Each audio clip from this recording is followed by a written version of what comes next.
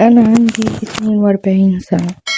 جوزي متوفي من 5 سنين ومعايا منه بنت واحدة، مخطوبة حاليا وعلى وش جواز.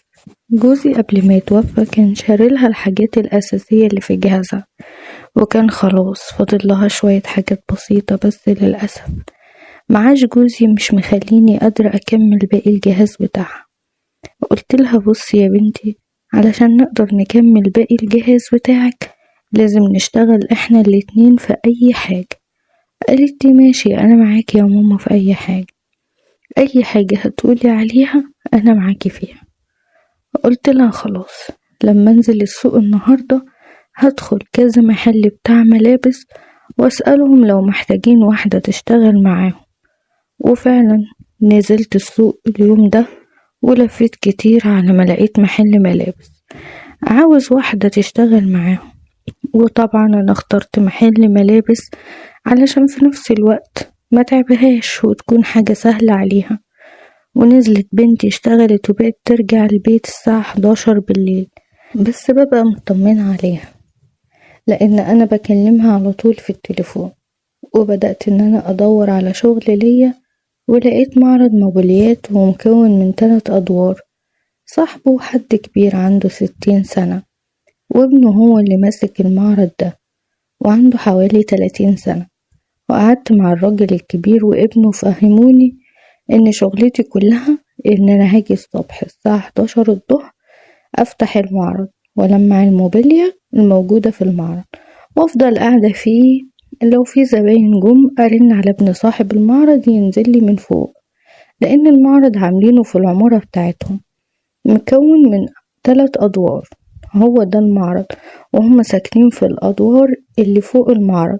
قلت لهم تمام، وبدأت فعلا اشتغل اول اسبوع، وكان ابن صاحب المعرض بيقف معايا على طول. وبما اننا قاعدين مع بعض بقينا نحكي انا وهو، وعرف ظروفي كلها وحياتي وان انا حاليا ارملة ونزلت اشتغل بس عشان خاطر جهاز بنتي. وهو قال لي ان هو كمان كان متجوز مرة قبل كده بس ما حصلش نصيب واتطلق هو ومراته ومش بيفكر يتجوز تاني. وقال لي ان هو كده عايش باشا ومش شاغل دماغه بأي حاجة. قلت له بكرة تيجي واحدة تعجبك وتتجوزها. قال لي انا مطلق من حوالي 4 سنين وشلت الموضوع ده اصلا من دماغي خالص. قلت له على كده عايش مع الحاج فوق؟ قال لي لا، انا قاعد في شقتي اللي فوق المعرض على طول. قلت له قاعد لوحدك ازاي؟ قال لي عادي، بقيت اتعود على كده. قلت له انا مستحيل ان انا اقدر اكون لوحدي، مهما يكون ما اقدرش اكون لوحدي ابدا، انا ممكن يجيلي اكتئاب بسبب حاجة زي كده. قال لي انا معظم الوقت يا اما في المعرض يا اما في الشارع، ما بقعدش لوحدي كتير. ولقيته طلب اننا ناكل انا وهو، وبقى كل ما يجيب اكل لنفسه يجيب لي معاه، وعلاقتي بيه بقت كويسة جدا. قلت له تعرف، لو بنتي ما كانتش مخطوبة انا كنت خطبتها لك. قال لي طيب وانتي مش بتفكري في الجواز؟ انتي لسه صغيرة. قلت له مين ممكن يتجوز واحدة عندها 42 سنة؟ قال لي بصي انا مش بعاكس، بس انا هكلمك بعين الرجالة كأني واحد غريب. قلت له ماشي قول. قال لي انا شايفك واحدة حلوة قوي ومهتمية بنفسها جدا، لبسك حلو وشكلك صغير غير ان جسمك حلو قوي. قلت له بس هي وصلت للجسم كمان؟ قال لي انا قلتلك ان انا ببصلك كأني واحد غريب، والرجالة ممكن يقولوا ايه عليكي. قلت له بس الحقيقة انا من بعد جوزي ما توفى وانا مقررة ان انا هعيش حياتي لبنتي وبس. قال لي ما بكرة بنتك تتجوز وتبقى لوحدك، هتستحملي تقعدي لوحدك باقي حياتك؟ قلت له بصراحة مش هقدر. قال لي يبقى لازم تشوفي لك عريس من دلوقتي، بما ان بنتك خلاص قربت تتجوز زي ما بتقولي. قلت له بس مين هيتجوز واحدة سنها كبير زي؟ قال لي اولا انا قلتلك ان انت شكلك مش كبير خالص، بالعكس انت شكلك حلو جدا. وفضلت ان انا وهو كل يوم نتكلم مع بعض وبقينا اصحاب انا وهو قوي. ولما بطلب منه اي حاجة ما بيتأخرش عني خالص.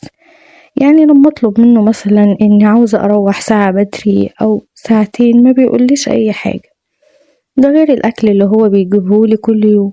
بصراحة حبيت حنيته وطيبته قوي، لحد ما بدأ كلامنا ان انا وهو ياخد شكل تاني خالص، وبدأ يقولي انتي مبسوطة كده وانتي مفيش حد او حب في حياتك؟ قلتله والله انا كل اللي شغلني حياتي حاليا بنتي وبس، وفاضلها 6 شهور وميعاد الفرح هيجي، ولازم اجيب لها باقي الحاجات اللي ناقصاها، وبعد كده هبقى اروق لنفسي بقى، مش هيبقى ورايا حاجات تاني غيرها. قال لي هي فاضلها قد ايه علشان تكملي حاجتها؟ قلتله فاضلها حاجات بحوالي 40,000 جنيه، ونزلنا انا وهي نشتغل عشان نحاول نجمع المبلغ ده قبل الفرح واجيب لها باقي حاجتها. قال لي طيب بصي هتفق معاكي اتفاق. قلتله ايه خير؟ ايه هو الاتفاق ده؟ قال لي انا هساعدك وفي نفس الوقت هيكون من مرتبك. قلتله بمعنى ايه؟ قال لي انا هتصرف لك في المبلغ كله، وكل شهر بدل ما بتاخدي مرتبك كامل لا هتاخدي نص المرتب بس. قلتله ده كتير والله. قال لي مش كتير ولا حاجة، المهم عندي ان ابويا ما يعرفش اي حاجة عن الموضوع ده. قلت له حاضر، وما كنتش مصدقة ان خلاص حلمي هيتحقق وهكمل حاجة بنتي. وفعلا بعدها بأسبوع اداني المبلغ، واستغربت جدا ان هو ما كتبش وصل امانة بالفلوس اللي انا اخدتها منه. وقلت له معلش مش هاخد الفلوس دي الا بوصل امانة، ده حقك وده دين في رقبتي لازم اسدده. وصممت ان انا اكتب وصولات امانة بالفلوس اللي خدتها منه، وهو وافق بالعافية. ونزلت فعلا انا وبنتي وجبت لها حاجتها، وسألتني جبت الفلوس دي منين يا ماما؟ قلت لها يا بنتي عملت جمعية مع الناس اللي انا شغالة عندهم، ولما عرفوا ظروفي خلوني اقبضها الاول. قالت لي طيب الحمد لله ان ربنا فرجها وعدت الايام وبنتي اتجوزت، وانا لسه شغالة في المعرض، وكان فاضل لي حوالي سنة علشان اقدر اسدد باقي المبلغ اللي كنت مستلفاه من ابن صاحب المعرض. وعلاقتي بابن صاحب المعرض بقت حلوة قوي، وخصوصا بعد اللي عمله معايا، وان انا طول الوقت نفسي ارد له الجميل اللي هو عمله بأي طريقة، بس مش عارفة ازاي. فجيت في يوم بقوله على فكرة انا نفسي ارد لك الجميل اللي انت عملته معايا، بس مش عارفة ارده لك ازاي. قال لي يعني ممكن تعملي اي حاجة لو انا طلبتها؟ قلت له ده انا عينيا ليك. قال لي ايه رأيك ما تروحيش البيت النهاردة؟ قلت له مش فاهمة. في شغل يعني هيتعمل في المعرض وهسهر فيه؟ قال لي لا سيبك بقى من المعرض، سيبك منه خالص، احنا عاوزين نقعد انا وانتي ونسهر سوا، بس مش في المعرض. قلت له امال فين؟ قال لي عندي فوق علشان في فيلم اتفرجت عليه وعجبني قوي وعاوزك تشوفيه. قلت له انت عارف ان انا بعزك قد ايه، بس صعب ان انا اعمل كده. قال لي انا عارف ان هو صعب، بس انت لسه مش عارفاني امبارح علشان تكوني خايفة مني. احنا نتفرج على فيلم سوا بعيد عن جو المعرض والشارع وكده، بدل ما انا ببقى قاعد لوحدي اهو تونسيني حتى لو يوم واحد. قلت له مش موضوع خوف، بس انا من ساعة ما جوزي توفى وانا فعلا عمري ما قعدت مع راجل تاني لوحدنا خالص. قال لي بس اسمعي كلامي وتعالي بس ان احنا نسهر مع بعض يوم، ولو يوم واحد، ولو ما كنتيش مبسوطة من السهرة دي يا ستي ما تسهريش معايا تاني. قلت له مش عارفة اقولك ايه. قال لي ما تقوليش حاجة، شوفي انت حابة تسهري امتى وقوليلي. قلت له خلاص ممكن يوم السبت الجاي علشان ورايا شوية حاجات في الشقة النهاردة، وبكرة هروقها علشان ما يكونش ورايا حاجة. قال لي خلاص ماشي اتفقنا. ويوم السبت احنا المفروض بنقفل الساعة 12 بالليل. قال لي بصي احنا هنقفل بدري ساعة. قلت له لا بلاش، احسن الحاج ياخد باله ان المعرض اتقفل ساعة بدري ويسألك بقى قفلت بدري ليه، خلينا نقفل في ميعادنا احسن. قال لي ماشي. وفعلا قفلنا اليوم ده الساعة 12 في ميعاد قفل المعرض عادي خالص. وبعد ما قفلنا بدل ما اروح رحت داخلة مدخل العمارة وطلعت على السلم ومستنيته في الدور الاول، لان انا ما كنتش اعرف مكان شقته فين بالظبط. وبعدها بدقيقة لقيته طالع ورايا، وبعد كده هو سبقني لحد ما طلع الدور بتاعه، وانا طلعت وراه الشقة بتاعته كانت عبارة عن الدور كله ودخلت الشقة لقيتها كبيرة قوي ومفيش شقق تانية في الدور غير شقته. فأنا كنت مطمنة شوية وقلتله ده انت قاعد هنا باشا مع نفسك. قالي والله العظيم بزهق برضو لما بكون لوحدي. المهم دخلت وقعدت لقيت قدامي ترابيزة مليانة لب وسوداني وفاكهة وعصاير. قلتله ايه اللي انت جايبه ده كله؟ قالي بصي انا النهاردة مش عاوز اخلي نفسك في اي حاجة، عاوزك ما تتكسفيش مني وتعيشي حياتك كأنك قاعدة في بيتك بالظبط. ولقيته طفى النور وقال لي ان انا هفرجك دلوقتي على فيلم يفكرك بايام ما كنتي عروسة تاني، وانا هدخل اخد دش واجيلك تاني. وقلت له ماشي، وراح طفي النور ومشغل التلفزيون وركب فيه فلاشة وراح مشغل فيلم ووطى الصوت بتاع التلفزيون ودخل ياخد دش. وانا قعدت اتفرج على الفيلم اللي كان كله مشاهد تعبتني قوي وخلتني مش قادرة فعلا استحمل. بعدها بدقايق هو خرج من الحمام لابس شورت بس ووقف قدامي وانا قاعدة بتفرج وقال لي ذوقي في الافلام عجبك؟ قلت له انت عبتني بالفيلم ده. قال لي وانا هنا علشان اريحك. قال لي فاكرة اول دقيقة في الفيلم البنت كانت بتعمل ايه؟ قلت له اه. فجأة قال لي طيب كانت بتعمل ايه؟ ورحت قلت له على المشهد اللي كان في اول الفيلم. راح قال لي طب ما توريني هتعرفي تعملي زيها ولا لا. وراح قلع هدومه كلها وانا شفت جسمه وجسمي كله اترعش وحسيت ان انا مش مصدقة اللي انا فيه. ورحت عملت زي المشهد بتاع الفيلم بالظبط ولقيته بيقولي ما كنتش متخيل انك تعبانة بالشكل ده.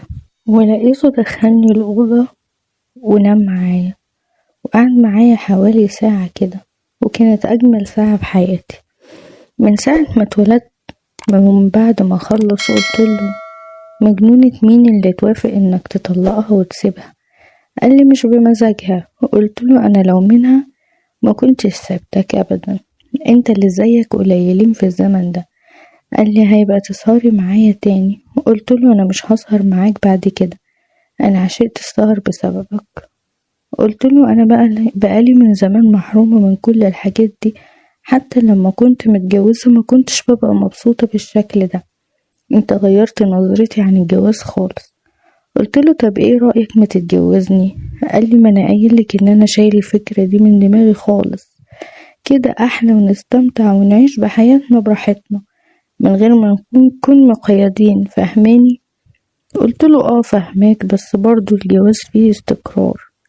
قال لي ولا استقرار ولا حاجة. قلتله فكر كده في الموضوع الجواز ده تاني ولا انا معجبتكش؟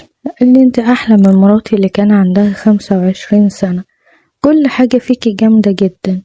قلتله انت بس تتجوزني وليك عليا ادلعك اجمل دلع وهنيك وخليك اسعد واحد في الدنيا.